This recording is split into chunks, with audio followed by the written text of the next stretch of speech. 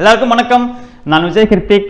Duty to express our opinion அப்படிங்கிறது ஒவ்வொரு மனிதனும் கடைபிடிக்க வேண்டிய ஒன்று அப்படின்னு நான் நினைக்கிறேன். அதோடைய விளைவு தான் இந்த விஜய் கிருத்திக் கார் அப்படிங்கிற சேனலில் பார்த்துட்ருக்கீங்க. இன்றைக்கி ஒரு முக்கியமான டாபிக் பார்க்க போகிறோம். வாங்க வீடியோக்குள்ளே போய் டீட்டெயிலாக பார்க்கலாம்.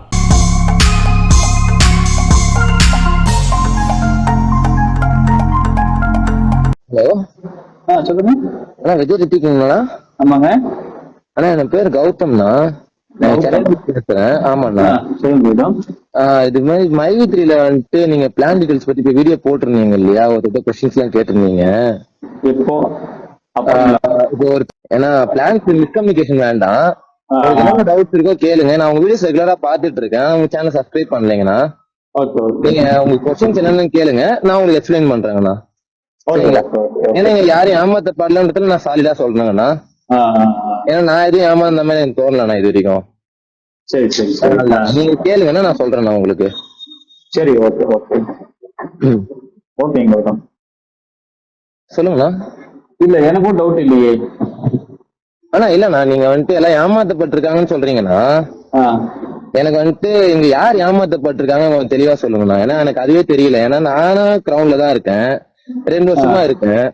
எனக்கு கீழே சேர்ந்த எல்லாருமே போட்ட காசு எல்லாருமே எடுத்துட்டாங்க, பர்ச்சேஸ் பண்ணிருக்காங்க. பர்ச்சேஸ்க்கு பொருள் எல்லாருக்குமே வந்துருச்சு.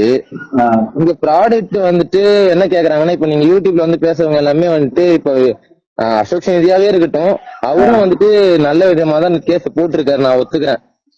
அதனாலதான் இப்ப வந்து எல்லாருக்கும் மக்களுக்கு மைவி3 என்னன்னு தெரிய வருது, அதை பத்தி தான் பேசுறாங்க, அதை நான் ஒத்துக்கிறேன். ஆனா என்னன்னா, ஆனா நீங்க ஃப்ரீயா இருக்கீங்களா? இப்ப நைட்ல பேசுறோம், தப்பு இல்லைங்களா? என்னன்னா இப்ப வந்து ப்ராடக்ட் வந்துட்டு எதனால இவங்க வந்து ஃபர்ஸ்ட் இப்ப ப்ராடக்ட் வந்து லான்ச் பண்ணது போன வருஷம் அக்டோபர்ல லான்ச் பண்ணா நீங்க சொல்லியிருக்கீங்க. அக்டோபர்ல லான்ச் பண்ண நான் சொன்னேன்ல இல்லைங்க இல்லைங்கன்னா அசோக் நிதி அவரே சொல்லியிருந்தாரு. அதுவும் வந்துட்டு உண்மைதானா? 2023 தான் ப்ராடக்ட் லான்ச் பண்ணாங்கண்ணா.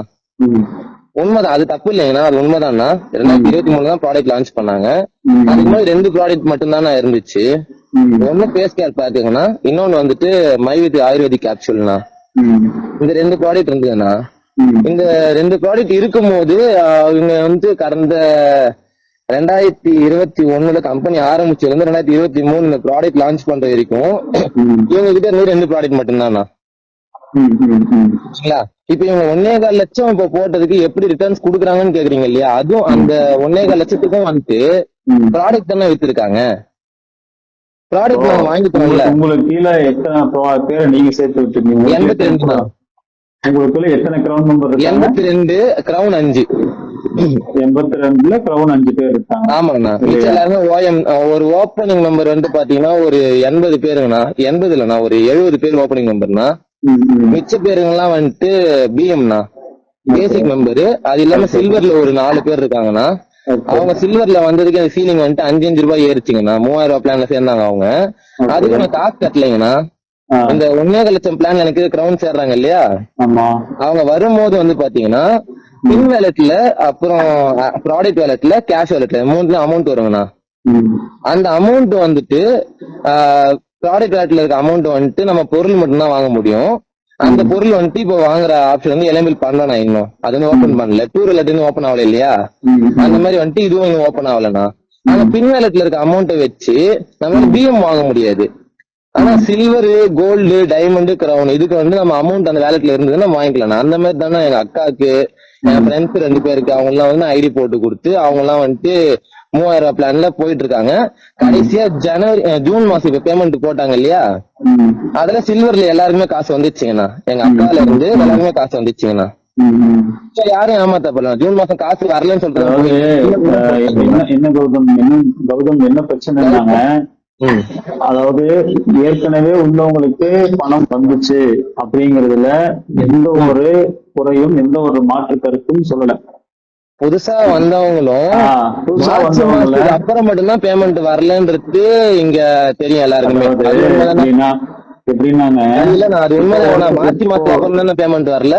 இப்போ ஒருத்தர் பிப்ரவரியில பணம் போடுறாரு, ஓகேங்களா? பிப்ரவரியில அவர் வந்துட்டு எத்தனை வருஷமா மைவி3 இருக்குண்ணா? மைவி3 எத்தனை வருஷமா இருக்குங்க? நீங்க சொல்லுங்க. எத்தனை வருஷம்? 3 வருஷமா முடிஞ்சு இப்ப 4வது வருஷம் நடந்துட்டு இருக்குங்க. சரி, இத்தனை வருஷம் அவர் ஓஎம்மா இருந்தாருங்களா இல்ல பிஎம்மா இருந்தாருங்களா? அவங்க லேட் பண்றாங்க அப்படின்ற பட்சத்துல அவங்க தானே முயற்சி பண்ணணும். அவங்க சீக்கிரம் போட்டுருந்தா சீக்கிரம் எடுத்துருக்கலாம் இல்லைங்களா? இல்ல இப்போ அவங்களுக்கு ஏன் என்னன்னா, நம்பிக்கை வரல கம்பெனி மேல? இப்போ அவங்களுக்கு நம்பிக்கை இல்லாம அவங்க பணம் எடுக்கல, அவங்க போடல, அவங்க அப்போ பர்ச்சேஸ் பண்ணல. பணம் அவர் கம்பெனி சொல்ல Purchase வேண்டியதானே. பண்ணல. நீங்க அதாவது நீங்க பாத்தீங்களா, இல்ல நீங்களே பணம் நீங்க நல்லா போடல கேளுங்கண்ணா, நல்லா அப்படின்னு கேளுங்கண்ணா. சொல்லிட்டு நீங்களே என்ன பண்றீங்க, பர்ச்சேஸ் பண்ணலன்னு சொல்றீங்க. இப்போ ஆமாண்ணா, அவங்க பர்ச்சேஸ் பண்ணல, நாங்க யாரும் கம்பல்ஷனுக்கு இல்லையாங்கண்ணா. நீங்க வாங்கிதான் ஆகணும். இப்ப நான் சொல்ல முடியாது யாரையுமே. இப்ப நீங்க வந்து இப்ப வந்து நீங்க ஓப்பனிங் வந்து உங்களுக்கு ஐடி போட்டு கொடுத்துருன்னு வச்சுக்கோங்களேன். ம், நீங்க வந்துட்டு பிஎம் ஆயே தீரணும், இல்ல கிரௌண்ட் 1.5 கட்டியே தீரணும் நான் சொன்னேன்னா அது வந்துட்டு தவறுண்ணா. கம்பெனில வந்துட்டு என்னை சேர்த்துக்க மாட்டாங்கண்ணா. அந்த மாதிரி சொல்லக்கூடாதுண்ணா, ரூல்ஸ் அது இருக்குண்ணா. ம். அவங்களோட சுய விருப்பத்துல அவங்களே தான் மாறணும்ன்றது ரூல்ஸ்ண்ணா. அதாவது கௌதம், அப்ப அவங்க எப்போ அவங்க கிட்ட பணம் வருதோ அந்த டைம்ல அவங்க மாறிக்கிறாங்க. அவங்களுக்கு பணம் லேட்டா வந்து அவங்க லேட்டா ஜாயின் பண்ணதுக்கு நான் என்னன்னா பொறுப்பாக முடியும்? கம்பெனி இங்க எங்கன்னா பொறுப்பாகுது? சரி இப்ப நீங்க உங்களுடைய தரப்பு சொல்லிட்டீங்கன்னா நான் பேச ஆரம்பிப்பேன். நீங்க சொல்லுங்க கேக்குறேன். சரி இப்போ நீங்க சொல்றீங்க இல்லையா, அவங்க ஆமாண்ணா. லேட்டா வந்தது அவங்களுடைய தப்பு. ஆமாண்ணா. முதல்ல அவங்க நம்பி முன்னாடி வந்திருக்கணும். ஆமாண்ணா. ஓகே, அப்போ கம்பெனி என்ன சொல்லணும், நீங்க லேட்டா வரீங்க, உங்களுக்கு பணம் வராது போறதுக்கு வாய்ப்பு இருக்கு. நம்பி யாரு முதல்ல வந்தாங்களோ அவங்களுக்கு தான் நாங்க வந்து முழுமையா கொடுப்போம். நீங்க எங்களை முதல்ல இருங்க சரி, சொல்லுங்க. நீங்க குறுக்க பேசணும், நான் சொல்லிடுறேன். ஏன்னா இது வந்து நீங்களும் நானும் பேசிருந்தேன்னா கிளியரா எந்த தரப்புமே கிளியரா இருக்காது. அதாவது இப்ப நீங்க சொல்றீங்க முதல்ல அவங்க கம்பெனியை நம்பாதது அவங்க தப்பு அப்படின்னா, நீங்க வந்து எங்களை நம்பல, நீங்க 36 மாசம் கழிச்சு நான் இத்தனை பேருக்கு பணம் கொடுத்துட்டு இருக்கேன் அப்படிங்கறத பார்த்து அதுக்கப்புறம் நீங்க பணம் போடுறீங்க. சோ உங்களுக்கு பணம் வராம இருக்கிறதுக்கு வாய்ப்பு இருக்கு, உங்க பணம் வராது, நீங்க லேட்டா வந்து போடுறீங்க அப்படின்னு கம்பெனி சொல்லிச்சா? சொல்லுங்கண்ணா. ஏன் சொல்லல? ஏன்னா எலெக்ஷன் டேட் வந்துட்டு மார்ச் மாசம் தான் announce பண்ணாங்க. எலெக்ஷன் டேட்டை விடுங்க. அண்ணா நான் சொன்னது இல்லைங்க, இங்க பாருங்க. நீங்களே அப்ப பணம் வாங்க கூடாதுல்ல? வந்துட்டு நம்ம நெட்வொர்க் மார்க்கெட்டிங் பத்தி பேசிட்டு இருக்கோம்னா, நெட்வொர்க் மார்க்கெட்டிங்ல பேமெண்ட் எடுக்கணும்னா கேஒய்சி டாக்குமெண்ட் முக்கியம் இல்லையாண்ணா? இப்போ கௌதம் நான் என்ன சொல்றேன், நான் என்ன நீங்க சொல்றது எல்லாம் நீங்க சொல்றது கேக்குறேன், என்ன பிசினஸ் நான் ஃபர்ஸ்ட் அது சொல்லுங்கண்ணா. இங்க பாருங்க, நான் பேசி முடிச்சதுக்கு அப்புறம் நீங்க பேசுங்க. நீங்க கேட்டீங்கன்னா நான் அதுக்கு பதில் உங்ககிட்ட திரும்ப கேட்கறேன். நீங்க பேசுற வரைக்கும் நான் ஊன் கூட்டணும்ல. அது மாதிரி நான் சொல்றத நோட் பண்ணிக்கோங்க. நோட் பண்ணிட்டா அப்புறம் அதுக்கு பதில் யாருன்னா சொல்றது? இல்லப்பா, நோட் பண்ணிட்டு அடுத்து நீங்க நான் பேசி முடிச்ச அப்புறம் சொல்லுங்க. சரி, நான் பேசுறேண்ணா. ஒரு பேப்பர் பேனா போய் எடுக்கிறதா எடுத்துக்கங்க. இல்ல நான் ஞாபகம் இருக்கு, எல்லா மொபைல்லயே கூட நீங்க கீபோர்ட் ஞாபகம் இருக்கா நீங்க சொல்லுங்க. இப்ப என்னன்னா, முதல்ல வந்தவங்க பணம் பெனிஃபிட் அடைவாங்க அப்படிங்கிறது தான் நெட்வொர்க் மார்க்கெட்டினுடைய காலாகாலமா எழுதப்படாத ஒரு சட்டம். சரிங்களா? இப்பவே இருங்க நான் பேசி முடிச்சிடுறேன். இப்பவே எல்லாரும் கம்பெனி ஆரம்பிச்சிருக்காங்க, இப்பவே எல்லாரும் போயிட்டா நம்ம லாபம் பார்த்துடலாம். ஏன்னா கம்பெனி இப்பதான் ஆரம்பிச்சிருக்கிறாங்க. இப்படிதான். உங்களுக்கு என்ன வயசு ஆகுது கௌதம்? எனக்கு 28ஆவதுங்கண்ணா. 28ஆவது. ஓகேங்களா? எனக்கு 42ஆவது. சரிங்கண்ணா. நான் கிட்டத்தட்ட 25 வருஷமா நெட்வொர்க் மார்க்கெட்டை ரொம்ப பக்கத்துல இருந்து பாத்திருக்கேன். ஓகேங்களா? இந்த மாதிரி ஒரு கம்பெனி ஆரம்பிக்கும் போது இந்த மாதிரி ஒரு கம்பெனி ஆரம்பிக்கும் போது அதாவது இதுலயே சுத்துறவங்க, அதாவது இதுலயே இந்த மாதிரி நெட்வொர்க் கம்பெனிக்குள்ளேயே டிராவல் பண்றவங்க ஒரு கம்பெனி ஆரம்பிச்ச உடனே அவங்க என்ன வெளியே சொல்லுவாங்க தெரியுங்களா? இந்த கம்பெனி ஆரம்பிச்சிருக்காங்க இப்பதான், சோ நம்ம இப்ப போட்டோம் அப்படின்னா நமக்கு லாஸ் வராது அப்படின்னு தான் சொல்லுவாங்க. அது உங்களுக்கு தெரியுமா தெரியாதா? உங்களுக்கு எனக்கு தெரியாது, ஆனா உங்களுக்கு தெரியும். தெரியும். அதே மாதிரி நீங்க சொல்றீங்க இல்லையா, நீங்க சொல்றீங்க இல்லையா, பிப்ரவரி மாசத்துக்கு மேல மார்ச்ல தானே அவங்க பணம் போட்டாங்க. 36 மாசம் அவங்க நம்பாதது அவங்க தப்பு தானே அப்படின்னா? மார்ச்ல பிப்ரவரில பணம் போட்டாங்க. மார்ச்ல வந்து யாராலையும் பணம் போட முடியாது. மார்ச் 3ஆம் தேதி அப்போ வந்து அனௌன்ஸ்மெண்ட் பண்ணிட்டாங்க. அது வந்து கிளாரிபிகேஷன் மட்டும் கொடுத்துறேன்னா, மார்ச் மாசத்துல பணம் போடுறது வந்துட்டு பணம் போடுறதும் கூடாது, பணமும் வராது அப்படின்னு இன்ஃபார்ம் பண்ணிட்டாங்க. ஏன்னா உள்ள யாரும் வந்து ப்ராடக்ட் பர்ச்சேஸ் பண்ணி அப்புறம் பணம் வரலன்னு சொல்லாதீங்க. பணம் போடுறதும் தப்பு, இப்போதைக்கு போடுறது அலோவ் பண்ணல, ஸ்டாப் பண்ணிட்டோம்னு சொல்லிட்டாங்களா மார்ச் மாசத்துல யாரையும். ஓகே, இப்போ அதுக்கப்புறம் எம்டி வந்து அனௌன்ஸ்மெண்ட் கொடுக்குறாரு, நீங்க பணம் போடல, ஓகே, அப்கிரேட ஏன் ஸ்டாப் பண்ணி வச்சிருக்கீங்க அப்படின்னு நிறைய பேர் கேட்டதுனால, நீங்க விருப்பப்பட்டா, நீங்க உங்களுக்கு கம்பெனி மேல் நம்பிக்கை இருந்தா நீங்க மீண்டும் பணத்தை உள்ள போடலாம், பணம் போடாதவங்க அப்படின்னு சொல்லி சொன்னாங்களா? ஆமாங்கண்ணா, சொன்னாங்கல்ல. ஆமா, கூட நீங்க எல்லாம் லேட்டா வந்துட்டீங்க, உங்களுக்கு இந்த நிறுவனத்துல பணம் போட்டா வரும், வராமையும் போகும். நீங்க பணம் போடுறது ரிஸ்க் தான். அது உங்க சொந்த ரிஸ்க்ல தான் நீங்க வந்து விருப்பம். அதாவது இந்த பணம் உங்களுக்கு வராம கூட போறதுக்கு நிறைய 99% இல்ல 90% இல்ல 75% வாய்ப்பு இருக்கு. ஏன்னா நீங்க கம்பெனியை நம்பல, நீங்க லேட்டா வந்து போடுறீங்க, அது உங்க குத்தம் அப்படின்னு சொன்னாங்களா? இல்லைங்கண்ணா. இப்ப நான் இது சொல்ல சொல்லுங்க. ஆனா இது வந்துட்டு பாத்தீங்கன்னா, நீங்க இப்ப சொன்னீங்க இல்லையா, எம்டி வந்து திரும்ப பணம் போடலாம் அப்படின்ற இது சொன்னாங்கன்னு சொல்லிட்டு, இது எப்ப சொன்னாங்கன்னா மே மாசம், ஓகேங்களா? மார்ச்ல பணம் போட வேண்டாம்னு சொன்ன எம்டி வந்துட்டு மே மாசம் கடைசி வாரத்துல சொன்னாங்க இந்த விஷயத்த, ஓகேங்களா? கடைசி வாரத்துல நான் சொல்ல விடுங்கண்ணா. நான் நீங்க பேசும்போது அமைதியா தானே இருந்தேன், என்ன பண்றீங்க? அதனால நான் மே மாசம் கடைசி வாரத்தை சொன்னாங்க. ஏன்னா ஜூன் மாசம் 4ஆம் தேதி எலெக்ஷன் ரிசல்ட் வருதுங்கண்ணா. அதுக்கப்புறம் பணம் ரிலீஸ் பண்ண ஆரம்பிச்சிருவோம். நீங்க இப்ப போட ஆரம்பிச்சீங்கன்னா நாங்க வந்துட்டு எல்லாருக்குமே ரிலீஸ் பண்ணுவோம், உங்களுக்கும் சேர்ந்து வந்துரும். ஏன்னா ஃபர்ஸ்ட் மந்த் பேமெண்ட் 30 நாளுக்கு அப்புறம் தான் எடுக்கணும். அதுக்குள்ள வந்து நாங்க கிரவுனுக்கு ஆல்ரெடி பெண்டிங்ல இருக்க எல்லா பேமெண்ட்டும் முடிச்சிருவோம். நீங்க அதுக்குள்ள வந்துட்டு உள்ள வந்தீங்கன்னா கரெக்டா பேமெண்ட் எடுத்துடலாம். இங்க வந்துட்டு யாருக்கும் லாஸே ஆகாதுங்கண்ணா. இந்த பிசினஸ் பிளான் வந்து கிளியரா இருக்கு. எனக்கு ஒரு எக்ஸ்பீரியன்ஸ் சொல்லுங்க. நீங்க என்ன படிச்சிருக்கீங்க? நான் வந்துட்டு 12ஆவதுண்ணா. 12th படிச்சிருக்கீங்க, ஓகேவா? சரி. அதாவது பிசினஸ் பண்றதுக்கு படிப்பு அப்படிங்கிறதுக்கு சம்மந்தம் கிடையாது, ஓகேங்களா? பிசினஸ் மைண்டுங்கிறது வேற, படிப்புங்கிறது வேற. சூப்பர். இப்போ இந்த பிளான்ல, இந்த நிறுவனம் கொடுத்திருக்கக்கூடிய பிளான்ல எங்கேயுமே லாஸ் ஆகாதுங்கிறதுக்கு எக்ஸாம்பிள் சொல்லுங்க. எங்கேயுமே லாஸ் ஆகாதுன்றதுக்கு எக்ஸாம்பிள் வந்துட்டு பாத்தீங்கன்னா, இங்க யாரும் வந்துட்டு கம்பல்ஷன்ல சேரலைங்கண்ணா. அதாவது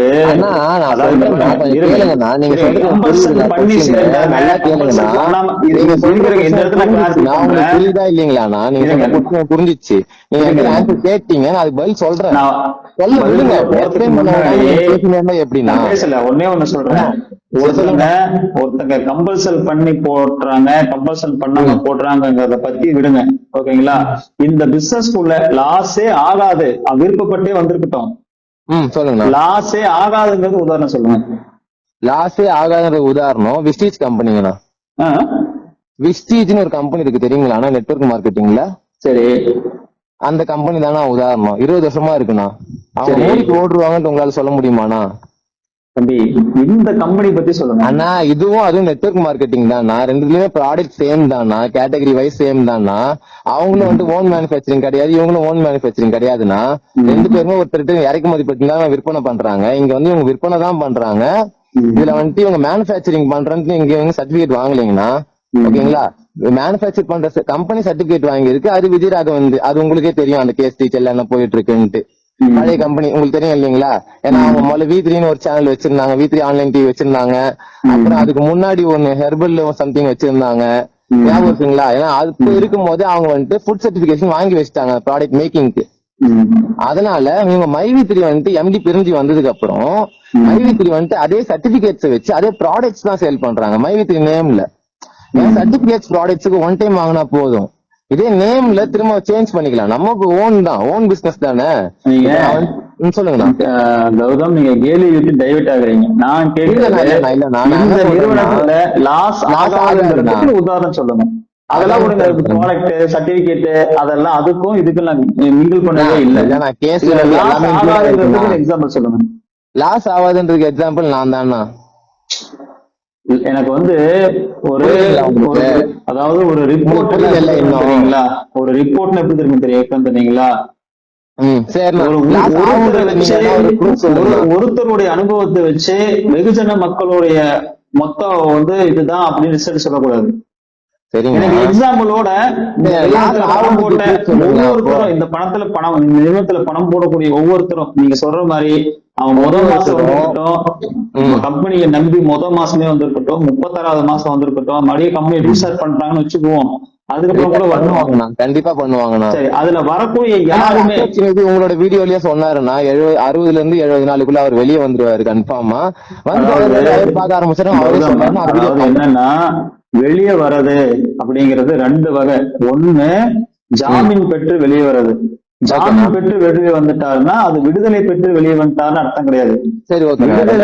விடுதலைங்கிறது இந்த கேஸே முடிச்சுட்டு எனக்கு புரிஞ்சிச்சுன்னா ரெண்டாவது வகை என்னன்னு சொல்லுங்கண்ணா. எது?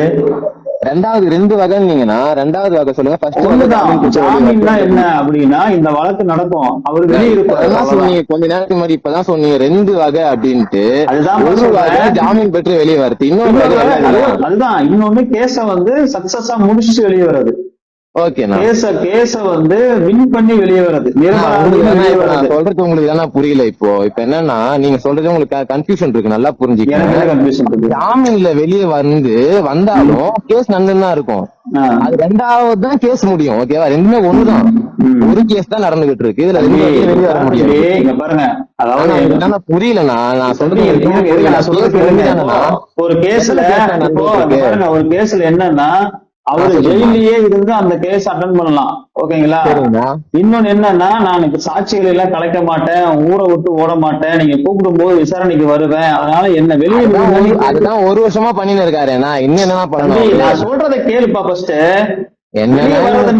அதே சொல்லுங்கிறீங்க. அவர்தான் 1 வருஷமா எல்லாத்துலயும் போய் சப்மிட் பண்ணிட்டு டாக்குமெண்ட் சர்டிபிகேட் எல்லாம் பக்காவா இருக்குது. எல்லாத்துக்கும் பேமெண்ட்டும் பக்காவா போட்டிருக்காரு. போன மார்ச்சுக்கு முன்னாடி இருக்கும் பேமெண்ட்டும் பக்காவா போட்டிருக்காரு. வேற என்ன தப்பு சொல்றீங்க இந்த கம்பெனி மேல? இல்லன்றாங்கல்ல, அதுக்கு எப்படி சொல்றீங்க சொல்லுங்களேன். சரி, நான் சொல்ல விட்டாதான் நான் சொல்லுவேன். நான் சொல்றேன், நான் பேசும்போது நீங்க குறுக்க பேசக்கூடாது. இல்லண்ணா, நீங்க குறுக்க பேசுறீங்கல்ல, நான் தப்பு இல்லையாண்ணா?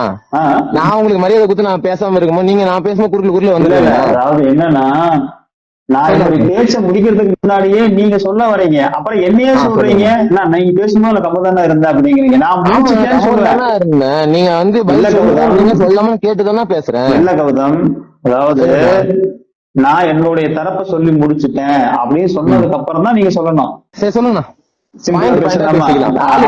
நீங்க ஒரு பாயிண்ட் சொல்லுங்க, அதை எக்ஸ்பிளைன் பண்றேன்.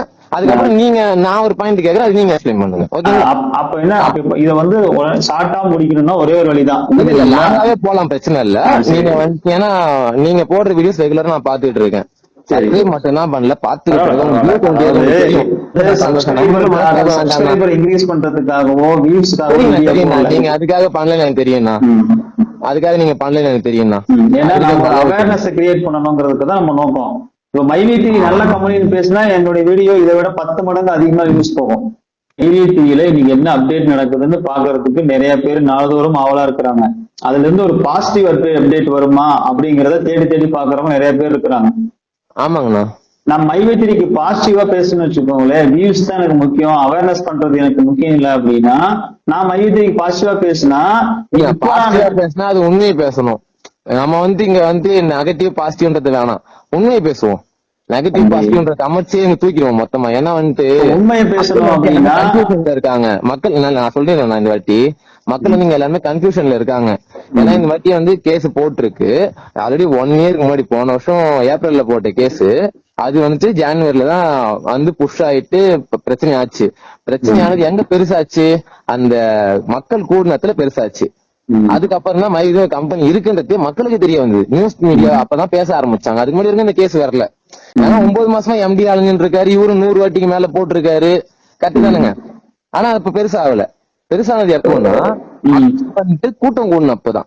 இத்தனை பேர் இருக்காங்களா அப்படின்னு சொல்லிட்டு கூட்டம் கூடி நியூஸ் சேனல் பெருசு பண்ணிட்டாங்க. அதை நியூஸ் சேனல் பெருசு பண்ணதுக்கு அப்புறம் இப்ப வந்துட்டு இவர் வந்து கேஸ் கொடுக்கும் போது இவர் என்ன எண்ணத்துல கொடுத்தாருன்றது ஒண்ணுனா, ஆனா இப்ப வந்துட்டு அது வந்து என்ன எண்ணத்துல கொடுத்தாரு நானே சொல்லிடுறேன் அதையும்.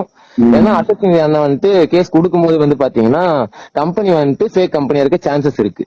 இந்த கம்பெனி ஏமாதிரி மூட்டு போறதுக்கு வாய்ப்புகள் ரொம்ப நிறைய இருக்கு. ஏன்னா மிச்ச கம்பெனிஸ் நாங்க அனலைஸ் பண்றோம், அது கூட நாங்க இவ்வளவு ரிப்போர்ட் கொடுத்துருக்கோம், அதுல வந்துட்டு இந்த கம்பெனி பேரும் சேர்த்து கொடுத்துருக்கோம்னு சொல்லிட்டு கேஸ் கொடுத்துருக்காருங்கண்ணா, கரெக்டுங்களா? ஆனா இப்ப வந்துட்டு எப்படி கேஸ் போய்கிட்டு இருக்குன்னா, கேஸ் இப்ப உங்களோட வீடியோவும் சரி, அசோக் சிங் அவரோட வீடியோவும் சரி, கம்பெனி இப்ப எம்டிஏ வெளியே வந்தாலும் காசு தர முடியாது, அவங்களுக்கு காசு இல்ல பாயிண்ட் சொல்றீங்கன்னா. 2வது பாயிண்ட் பாத்தீங்கன்னா கம்பெனி கண்டிப்பா மூடுருவாங்க. ஒருவேளை மூடலன்னா உங்களுக்கு அசிங்கன்ற மாதிரி பேசுறீங்க. அப்படி கிடையாது. நான் முடிச்சிடறேன்னா ஏன்னா இந்த ரவுண்ட்ல எல்லாருமே பாத்துட்டேன். நான் என் டீம்ல வந்துட்டு இருக்க எல்லாருமே வந்துட்டு விசாரிச்சுட்டு தான் பேசிட்டு இருக்கேன். வந்து நான் போன் பண்ணல, என் டீம் எல்லாத்தையும் நான் கேட்டுட்டேன். ஆல்ரெடி வந்துட்டு இந்த மாதிரி இஷ்யூஸ் எல்லாம் போய்கிட்டு இருக்கு. எனக்கு வந்து என் டீம்ல எனக்கு காலே பண்ண மாட்டாங்க யாருமே. ஏன்னா எல்லாருமே கம்பெனி நம்புறாங்க. பேமெண்ட் கண்டிப்பா வந்துட்டு எம்டி வெளியே வந்துட்டு வந்தோடனே பேமெண்ட் போட்டு இப்ப சாட்சி கலைச்சிருவாங்கன்னு பேசிட்டு இருக்காங்கல்ல, இல்லப்பா கோர்ட் சொல்லுதுப்பா, கோர்ட் சந்தேகம் முடிக்கவே இல்லண்ணா. இப்ப பாத்தீங்களா, நீங்க தான் குறுக்கல வரீங்க. இப்ப நான் குறுக்கல வந்த மாதிரி சொல்றீங்க. சரி, நீங்க முடிக்கிற வரைக்கும் பேசுங்க. அதுதானே நானும் சொல்றேன். மூணாவது பாயிண்ட் என்னன்னா, எம்டி வெளியே வந்தா சாட்சியை கலைச்சாருன்னு பிபி சொல்லியிருக்கதா சொல்றாங்க இல்லையா, கோர்ட்ல வந்திருக்குன்ட்டு. அது உண்மைனா எம்டி வெளியே வந்தா சாட்சியை கழிச்சிருவாருண்ணா. ஓகேங்களா? எப்படி சாட்சியை கலைப்பாருன்னா, அவர் பேமெண்ட் போட்டு கேஸ் நிக்காதுண்ணா. இப்போ பேமெண்ட் போடுறாங்க, யாருக்கு ஃபர்ஸ்ட் போடுவாங்க? நீங்க சொல்ற கணக்குப்படி 60 லட்சம் பேர்ல 9,50,000 பேர் தான் வந்துட்டு பேமெண்ட் வந்துட்டு போட்டிருக்காங்க. அட்லீஸ்ட் மினிமம் பிஎம் ஆச்சு போட்டிருக்காங்கண்ணா. அந்த பிஎம் பிளான்ல இருக்கிறவங்க கவுண்ட் வச்சு பார்த்தா கூட பிஎம்க்கு பேமெண்ட் போட்டாச்சு ஏற்கனவே. ஓகேவா? ஓஎம்க்கு பேமெண்ட் போட்டாச்சு, சில்லருக்கு பேமெண்ட் போட்டாச்சு. இந்த 9 லட்சம் பேர்ல பிஎம் எஸ்எம் இது ரெண்டு மட்டும் தான் கவுண்ட். ஏன்னா மிச்சம் எல்லாமே ஓபனிங் மெம்பர்னு கோர்ட்ல இஓடபிள்யூ சொல்லிட்டாங்கண்ணா. ஓகேங்களா? சோ இது 9 லட்சம் பேர்ல என் கணக்குப்படி, நான் வந்து 2 வருஷமா இருக்கேன் நான் மைவி3ல. நீங்க எத்தனை வருஷமா பாத்துட்டீங்கன்னு தெரியல. நான் 2 வருஷமா இருக்கேன். நான் 2 வருஷமா இருக்கேங்கண்ணா. 2022 ஜனவரில ஜாயின் பண்ணாங்கண்ணா. அப்பதான் நான் இருக்கேன்னா சென்னையில தானே இருக்கேன். அதே கம்பெனி தான். ஆபீஸ் வந்து இந்தியா ஆபீஸ்ல தான் போய் பேமெண்ட் பண்ணது எல்லாமே. அப்போ வந்து கேஷா பண்ண, அதுக்கப்புறம் எல்லா டிரான்சாக்ஷன் மூவ் பண்ணிட்டாங்க. இப்போ வந்து என்னன்னா, இந்த பேமெண்ட் வந்துட்டு எம்டி போட வேண்டியது எத்தனை பேருக்கு அப்படின்னு கணக்கு பாத்தீங்கன்னா ஒரு 2 இருந்து 2 லட்சம் பேருக்கு தானா. ஆனா அது பெரிய அமௌண்ட். இப்போ அவர் உள்ள ஒரே ஒரு பிளஸ் பாயிண்ட் என்னன்னா, மிச்சம் இருக்க அந்த 59 லட்சம் 60 லட்சம் சொல்றாங்க இல்லையா, அது மெஜாரிட்டிக்கு பேமெண்ட் போட்டாரு. இன்னும் 1.5 லட்சம் 2 லட்சம் பேருக்கு மட்டும் தான் பேமெண்ட் போட வேண்டியிருக்கு. அதுல கோல்டு யாரு, டைமண்ட் யாரு, கிரவுன் யாருன்னு யாருக்குமே தெரியாது. எங்களுக்கும் தெரியாதுண்ணா. நானும் ஒத்துக்கிறேன்னா, எனக்கு அந்த இன்ஃபர்மேஷன் தெரியாது. அபிஷியல் டீடைல்ஸ் எனக்கு தெரியாதுண்ணா.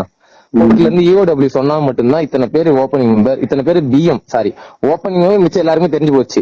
பிஎம் வந்துட்டு இத்தனை பேரு, கோல்டு இத்தனை பேரு, டைமண்ட் இத்தனை பேரு, கிரவுன் இத்தனை பேரு அப்படின்னு சொல்லிட்டு பிஎம் கோர்ட்ல இஓடபிள்யூ சொன்னா மட்டும்தான் எங்களுக்கே அந்த கவுண்ட் தெரியும்.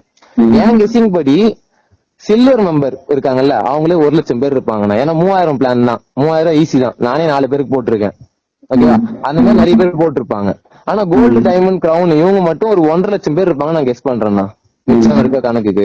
அந்த 1.5 லட்சம் பேருக்கு பேமெண்ட் வந்து எம்டி வெளியே வந்தாருன்னா, மார்ச் மாசம் பெண்டிங்ல இருக்கு பாத்தீங்களா பேமெண்ட். பிப்ரவரி மாசம் விட்ரா கொடுத்தது மார்ச் மாசம் பெண்டிங்ல இருக்கு பாத்தீங்களா. மார்ச் 3ஆம் தேதிக்கு அப்புறம் விட்ரா கொடுத்தவங்க யாருக்கும் பேமெண்ட் வரல. நல்லா கேட்டுக்கோங்கன்னா, மார்ச் 3ஆம் தேதிக்கு அப்புறம் விட்ரா கொடுத்தவங்களுக்கு மட்டும்தான் பேமெண்ட் வரல. மார்ச் 2ஆம் தேதி சனிக்கிழமை விட்ரா கொடுத்தவங்களுக்கு பேமெண்ட் வந்துருச்சுன்னா. ஆனா அந்த சனிக்கிழமை விட்ரா கொடுக்கறதுக்கு போர்ட்டல் வந்து காலைல 10 மணிக்கு க்ளோஸ் ஆயிடுச்சுங்க. அதையும் சொல்லிடுறேன் நான் இப்பயே. சனிக்கிழமை 2ஆம் தேதி 10 மணிக்கெல்லாம் போர்ட்டல் க்ளோஸ் ஆயிடுச்சு. ஏன்னா ஆப் அப்டேட்ல போயிருச்சுங்க. மாசம் 2 வாட்டி ஆப் அப்டேட் ஆகும். அந்த டைம்ல சர்வீஸ் ஸ்லோவா தான் இருக்குங்க. இது வரைக்கும் ஆப் ஒர்க்கிங்ல தான் இருக்கு, ஒர்க்கிங்ல தான் இருக்கு. ப்ராடக்ட் பர்ச்சேஸ் பண்றவங்க எப்ப வேணா எந்த ஆபீஸ்ல வேணா போய் பர்ச்சேஸ் பண்ணிக்கலாம். ஓகேங்களா? ஏன்னா எல்லாமே ரன்னிங்ல இருக்கு. பேமெண்ட் மட்டும் தான் பெண்டிங்ல இருக்கு. மிச்சம் எல்லாமே ஒர்க்கிங்ல இருக்குங்கண்ணா. இங்க வந்து மிச்ச கம்பெனி நான் இப்ப மூடிட்டு போன கம்பெனிஸ் எல்லாம் கொஞ்சம் பாத்துருக்கேன்னா. 1-2 கம்பெனி எல்லாம் ஒரு 7-8 கம்பெனியே பாத்துருக்கேன்னா. அதுக்கு முன்னாடி ஒரு 10 MLM கம்பெனிஸ்ல ஒர்க் பண்ணிருக்காங்கன்னா. அதாவது பார்த்து தெரிஞ்சு ஃபுல் ப்ராடக்ட் பிளான் தெரிஞ்சதுன்னா ஒரு 4 கம்பெனினா. இல்ல 10 மூடிட்டு போன கம்பெனி வந்துட்டு நான் சேர்ந்து ஒரு வாரத்துல மூடிட்டாங்கண்ணா. சரிங்களா? அதுல அசோசியேஷன் சொன்ன கம்பெனியும் இருக்கலாம். இந்த பவர் பேங்க், அப்புறம் அரைசிங் டைரக்ட், அந்த மாதிரி ஒரு சில கம்பெனிஸ் இருக்குங்கண்ணா. ஆனா நான் நம்புற கம்பெனி பாத்தீங்கன்னா விஸ்டீஜ் ஒரு கம்பெனினா. அந்த கம்பெனியோட பிளானும் விஸ்டீஜ்னா VESTIGE விஸ்டீஜ் விஸ்டீஜ்னா. ஓகேங்களா? இந்த கம்பெனி வந்துட்டு இந்தியால 20 வருஷமா இருக்குன்னா 2004ல ஓபன் பண்ணாங்கன்னா இந்த வருஷத்துல 20 வருஷம்னா வந்து போட்டவங்க வந்துட்டு மெயின்லி போட்டீங்க. விஸ்டீஜ் நான் பண்ணிட்டு இருந்தேன். அது சக்சஸ் ரேஷியோ அப்படின்னு ஒண்ணு இருக்கு. நான் வந்து பிசினஸ் பண்ண வந்திருக்கேன்னா. இங்க பிசினஸ்ல வந்துட்டு நான் உள்ள வரும்போது சக்சஸ் ரேஷியோ பாக்கணும். ஆனா சக்சஸ் ரேஷியோ பாக்குறதுக்கு முன்னாடி வந்துட்டு பிசினஸ் உள்ள வந்துட்டு என்டர் ஆகி நான் அது என்ன பிளான் ஃபர்ஸ்ட் தெரிஞ்சுக்கணும். அதனால உள்ள போனேன். பிளான்ஸ் எல்லாமே இருந்து ஒரு 2-3 மாசத்துக்கு மேல ஒரு 6 மாசம் கிட்ட நான் ஒர்க் பண்ணி பாத்தேங்கண்ணா. என்னால சக்சஸ் ஆக முடியல. ஏன்னா சக்சஸ் ரேஷியோ நீங்க 100%, நீங்க 100% உங்களோட முழு உழைப்பை கொடுத்தாதான் 10% சக்சஸ் ஆக முடியும். பிசினஸ் கம்பெனி 20 வருஷம் என்ன பிளஸ்னா மைவித்ல கம்பல்ஷன் கிடையாதுன்னா. விஸ்டீஜ்ல நான் மீட்டிங் அட்டென்ட் பண்ணணும்னா மைவித்ல மீட்டிங் அட்டென்ட் பண்ண வேண்டாம்னா. வெஸ்டேஜ்ல ட்ரைனிங்க்கு போனா மைதுல ட்ரைனிங் போக வேண்டாம், அந்த செலவு எனக்கு மிச்சம்னா. அதே மாதிரி டீமை மெயின்டைன் பண்றது வெஸ்டேஜ்ல நான் பண்ணியே ஆகணும், கம்பல்சரி எவ்ரி மந்த் பர்ச்சேஸ் பண்ணியே ஆகணும்னா மைதுல அது கிடையாதுண்ணா. இந்த ஒரு ரீசனுக்காக எனக்கு வந்து டீம் மெம்பர்ஸ் தாராளமா உள்ள வராங்க. அவங்க வந்தவங்க யாருமே வந்து குறை சொன்னதே கிடையாதுங்கண்ணா. இதுதான் இந்த பிசினஸ் மையத்திரி பிசினஸ் பொறுத்தவரைக்கும் நீங்க பாசிட்டிவா பாத்தீங்கன்னா. இப்போ நீங்க சொன்னதுல இருந்து எனக்கு சில கேள்வி நோட் பண்ணி வச்சிருக்கேன். நான் அந்த கேள்வி கேட்டுட்டு அடுத்து பரவாயில்ல நீங்க பேசுங்க, ஓகேங்களா? சரி, நான் முதல்ல கேட்ட கேள்விக்கு இன்னும் எனக்கு ஆன்சர் வரல. இந்த கம்பெனில லாஸ் வராது, அதாவது நான் சொல்றது கம்பெனிய நம்பல, லேட்டா வந்துட்டாங்க, அது அவங்க தப்பு நீங்க சொன்னீங்க இல்லையா? அப்ப அவங்க பணமும் பணம் தான். அப்போ கம்பெனில நீங்களே சொல்றீங்க லேட்டா வந்தா உங்களுக்கு இதுல இழப்பு தான் வரும் அப்படிங்கறத நீங்களே சொல்றீங்க. பதில் சொல்லலாமா? கேட்டு முடிச்சிடுறேன். எனக்கு வந்து பக்கா ஒரு ஒரு ஸ்டேட்மெண்ட் வேணும். இந்த கம்பெனில லாஸ் வராதுங்கிறதுக்கு எனக்கு ரீசன் சொல்லுங்க. லாஸ் இதை விட்டு எங்கேயும் டைவர்ட் ஆக வேண்டாம், வேற எதாவது போக வேண்டாம். இந்த கம்பெனில பணம் போட்டவங்களுக்கு லாஸ் 100% இல்லை அப்படின்னு சொல்றீங்க தானே? கரெக்ட் தானே?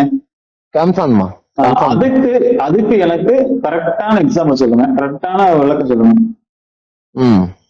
யூடியூப் இருக்குல்லண்ணா, நான் இந்த கம்பெனி வந்து புது கம்பெனினா நான் இப்ப வந்து ரெஃபரன்ஸ்ல எல்லாமே சொல்லுவேன், தப்பா எடுத்துக்காதீங்க.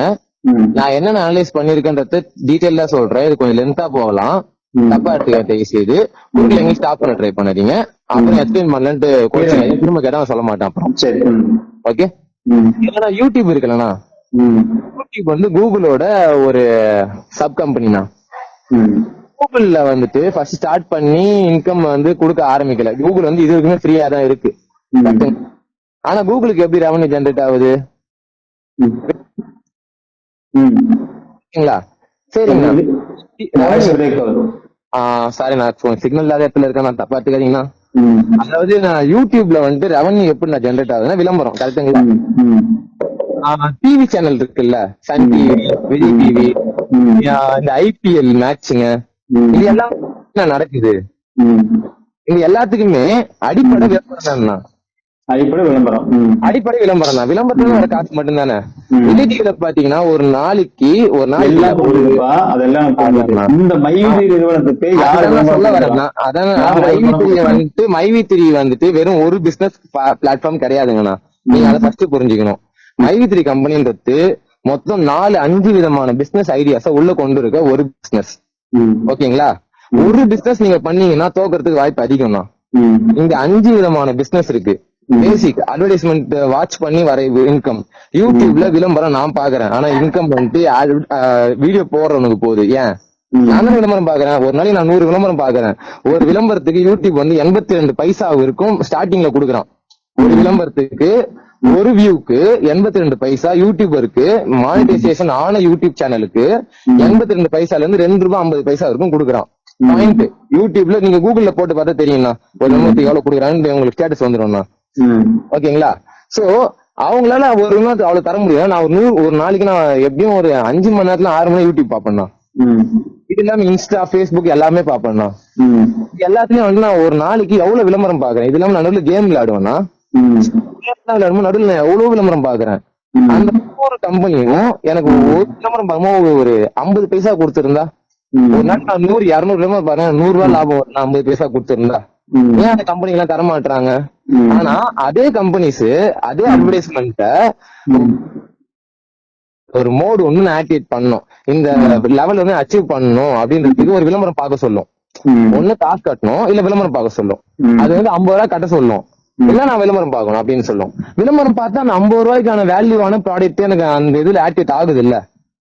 இந்த நிறுவனம் பொருளை விற்கிது, அவங்க வாங்கியிருக்காங்க, அவங்க சொன்னதே இல்லாம நீங்க சொல்ற மாதிரி நாங்க விளம்பரம் பார்க்க வைக்கிறோம், எங்க விளம்பரத்தின் மூலியமா வர்றதுல உங்களுக்கு காசு கொடுக்குறோம் அப்படின்னு முதல்ல உங்க நிறுவனம் கோர்ட்ல இதுக்கு உண்டான அந்த ஸ்டேட்மெண்ட்டையே முன்வைக்கல. கோர்ட்ல அவங்க வந்து ஜாமீன் கேட்டப்ப கூட சொன்னது என்ன தெரியுங்களா?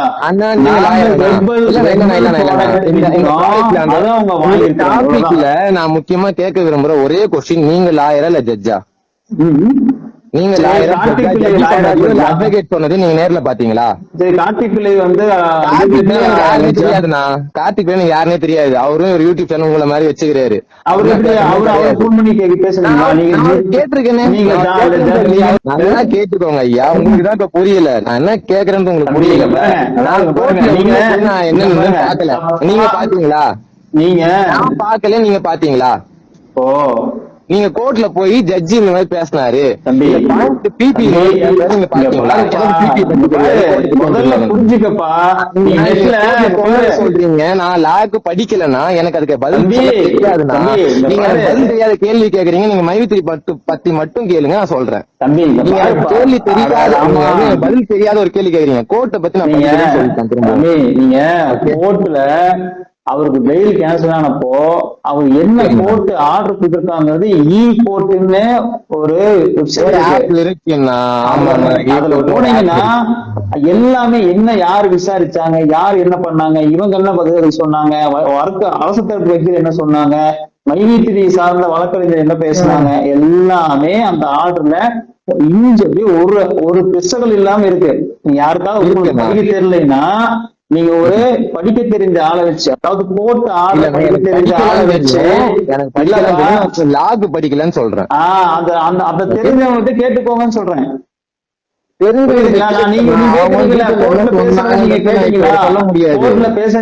கோர்ட்டே என்ன அங்க நடந்துச்சுங்கிறத ஆர்டர் காப்பியா வெளியே கொடுத்துட்டாங்க. ஓகே, புரியுதுங்களா? என்ன சொல்லிருக்காங்கண்ணா நீங்க சொல்லுங்கண்ணா.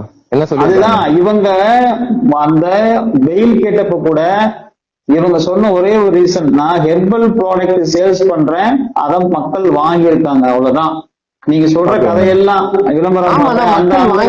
நீங்க அன்ரிலேட்டட் டெபாசிட் ஸ்கீம் எங்க இதுல வருதுன்னு சொல்லுங்கண்ணா. அப்போ ஏன்னா ப்ராடக்ட் வித்து இருக்கேன், அதை மக்கள் வாங்கி சொல்லவே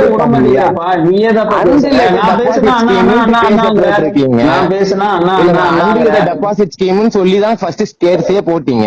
இப்ப ஹெர்பல் ப்ராடக்ட் வித்து இருக்கேன், மக்கள் வாங்கிருக்காங்க வித்ததுன்னு சொல்லிட்டு உங்க கம்பெனி சொல்லுது. ஓகேங்களா? ஆமாண்ணா, கம்பெனி சொல்லுது. அவங்க கம்பெனி சொல்லுது இல்ல, இந்த பாருங்க பார்த்தா காசு கொடுக்குறேன், அது ஒண்ணு உண்மை. அதெல்லாம் இல்லன்னு இல்லையே. அதெல்லாம் டைம் கொடுக்கலன்னு அர்த்தம். தம்பி இந்த பாரு தம்பி, உங்களுக்கு கோர்ட்ல போய் எஸ்டிமேட் டைம் கொடுக்கல, அதை கொடுக்கல இப்படி எல்லாம் நீங்க பேசக்கூடாது. அதான் இஓடபிள்யூ விசாரிக்க தான் டைம் கேட்டிருக்காங்களே, நான் விசாரிச்சு பாரு தம்பி, உங்களுக்கு 100% நீ ஒரு கடிவாளம் கட்டிக்கிட்டு மைவித்திரி நல்லது, உனக்கு கீழே 80 பேர் இருக்காங்க, 80 பேர் பேசக்கூடாதானா? 80 பேர் தம்பி நீ சம்பாதிச்சா இல்லன்னு சொல்லவே இல்ல. என் கண்ணு முன்னாடி நிறைய பேர் கண்ணு முன்னாடி பாதிக்கப்பட்டிருக்காங்கன்னு கணக்கு சொல்லுங்க. ஏன் கண் முன்னாடி 100க்கும் மேற்பட்டவங்க பணம் போட்டு வராம ஒரு மாசம் கூட பணம் வாங்காம பணம் போட்டாங்களாண்ணா? அப்ப வராதுண்ணா. வேற என்ன போட்டா வராது இல்ல. கிடையாது. பாரு தம்பி,